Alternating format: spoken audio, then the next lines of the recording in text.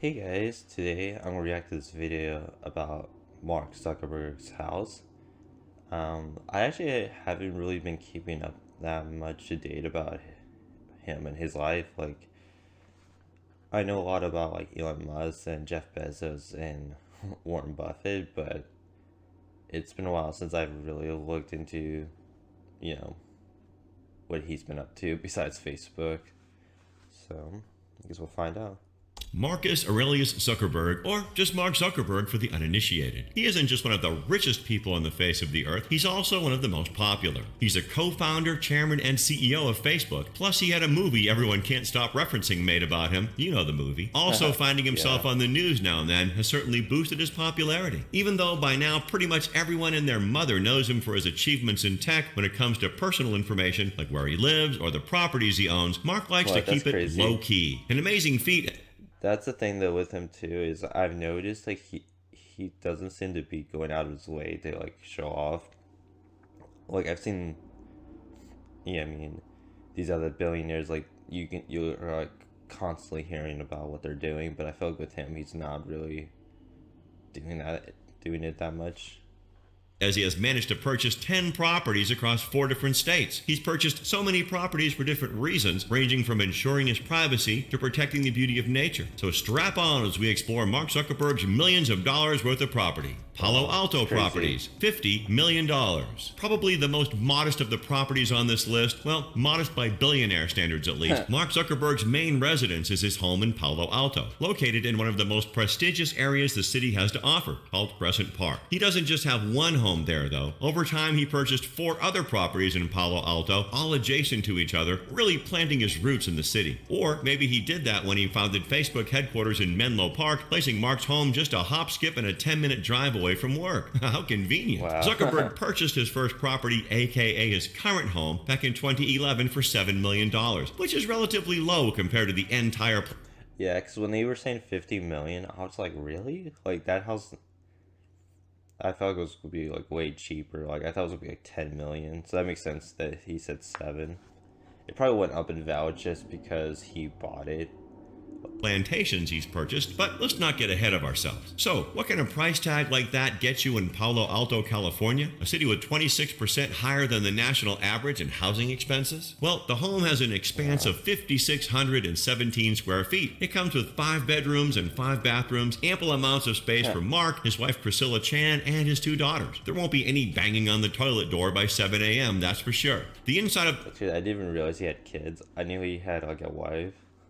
The home is one of the coziest billionaire homes you're going to find. The living room, the dining rooms, and the kitchen with its breakfast bar are all warm and inviting enough to have you contemplating starting your own family. Zuckerberg has a tendency to purchase surrounding properties to ensure his privacy. In 2012, he spent more than $43 million to acquire 4 homes surrounding his Palo Alto residence. Okay, that makes sense.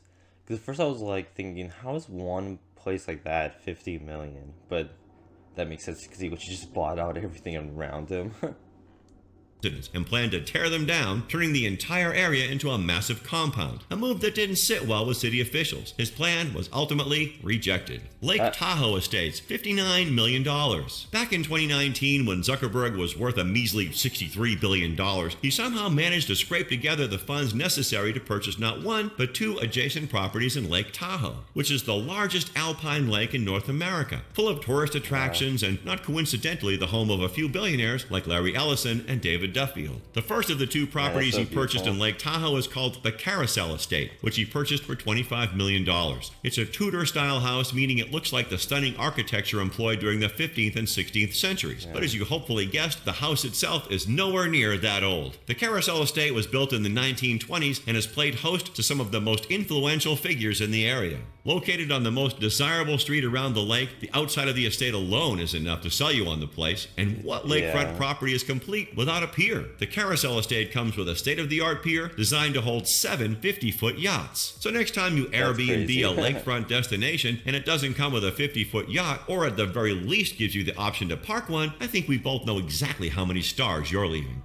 Oh yeah, that place looks so nice. The home has 14 bedrooms and 11 and a half bathrooms, 3 bedrooms and 1 bathroom of which is part of the separate detached caretaker's quarters, and it comes with a 2-car garage. If you think that's impressive, the Carousel Estate is the smaller of the two. The other property is known as the Brushwood Estate, which is bigger not just in size but in cost as well. It was put on the market with a whopping $45 million asking price. So what drew Mark Zuckerberg to this estate? Is it the 6.2 acres of lakefront property? Is it the fact that it's right next door to the Carousel Estate? Or is it just because Brushwood sounds like the setup to a dirty joke? Let's find out. In 2017, the Brushwood Estate found itself on the market with a massive asking price and a dream. This was no ordinary estate. It's storied, dating all the way back to the 1920s. It's seen some ups and downs over the decades. It was even recently used to host the annual Oscar de la Renta fashion show. Other than a rich history, what else does this estate have to offer? Well, about 400 feet of private waterfront to start. This 6.2-acre lakefront estate comes with 3 buildings. The main building that comprises 6,954 square feet of living space, and the 2 guest homes with 2,500 and 1,530 square feet of living space each, which really gives a whole new meaning to the phrase mi casa es su casa. Wow. The main building alone has 6...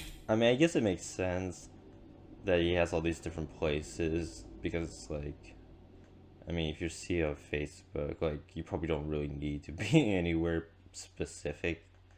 You probably could do a lot of his work online. bedrooms, 5 full bathrooms, and 2 powder rooms. There won't be any couch surfing when guests come over, that's for sure. San Francisco townhouse, $11.6 million.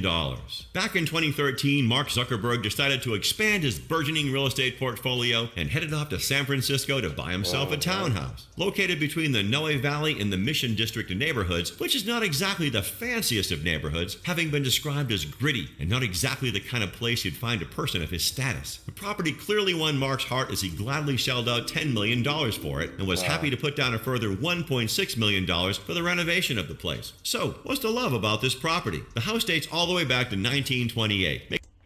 This house gives me like GTA vibes. It just makes me think of something that you would see in GTA.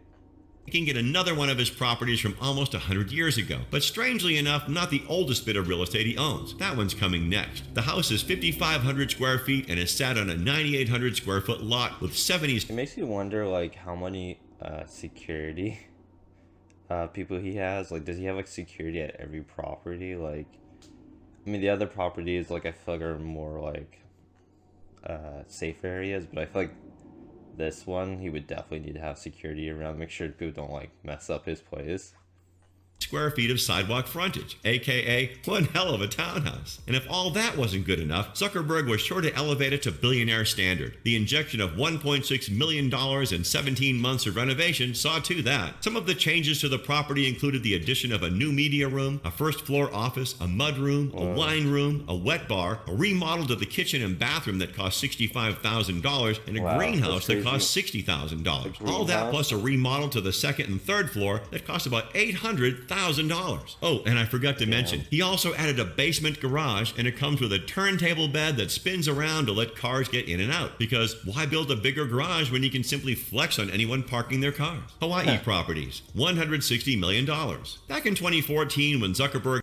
Oh yeah, this was that one property that I heard about right away in Hawaii because my brother lives in Hawaii and he was saying that a lot of people didn't like that he was building his place there, but be interesting to see what it ended up looking like. Hadn't even cracked the centillionaire level. He had a big wallet and some big plans. He decided to make a big splash and figured where better to do it than the Pacific Ocean. So he put down a lot of cash for some land on a Hawaiian island called Kauai. This insane purchase was for 750 acres of land on an isolated stretch of Hawaiian beach. 3 years later, he purchased another 89 acres of land for over $45 million. But Mark wasn't done with the island yet. He paid $49.8 million for 89.2%. Wow, so he has 3 properties? I thought it was just one.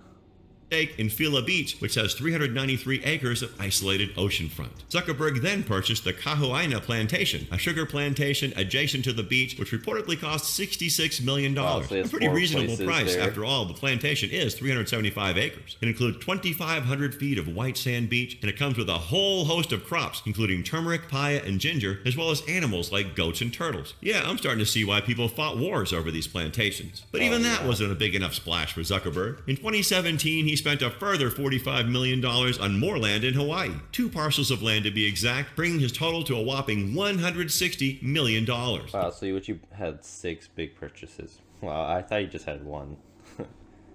But surprise, surprise, purchasing massive swaths of land abroad came with a bit of controversy and criticism. Oh, yeah. Zuckerberg planned to build a 6,100 square foot 2-bedroom house with a 16-bay garage complex and a ranch administration building. But when he began building the large 6-foot tall walls that would surround...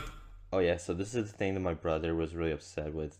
He said because of him building so much there, it would cut off a huge portion of the beach to the locals. There's a huge, like, there's this area that would have been where all the locals would kind of go, to get to the beach and go fishing. So I think this might be what they're going to talk about, but I knew that was one of the issues.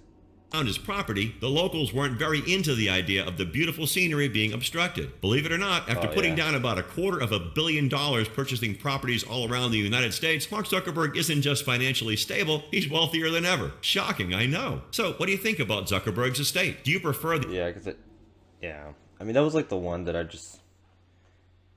I think his houses are cool, but that one in Hawaii, though, I felt like he shouldn't have gone so far. I feel like he should let the locals keep it, but I guess it is what it is. The understated style of Palo Alto, or would you like to live out your days on a secluded beach? Please tell us in the comments below. Maybe Mark is watching and he'll cut you a deal. If you enjoyed this video, do leave us a like and check out the King Luxury channel for more videos all about luxury. Thanks for watching, and we'll see you next time. Man, that's crazy and surprising. Like, I mean, I know Mark Zuckerberg is wealthy, but every time, like, I just feel like he's that person never is flashy, like he even said that he pretty much wears the same thing all the time. Like if you watch like what he wears, it's like, or I mean, if you look at pictures, he's always wearing like a black shirt, a plain black like blue shirt, or just regular pants. And I think he even said that he does that on purpose because he doesn't want to waste time focus on what to wear. He wants to be more focused on his businesses and stuff. So he's very simple, but that's what surprised me, that he has so many different properties and they're all very unique from each other. And he put a lot of thought. It seemed like he put a lot of thought into them too. So, but I think it's pretty interesting.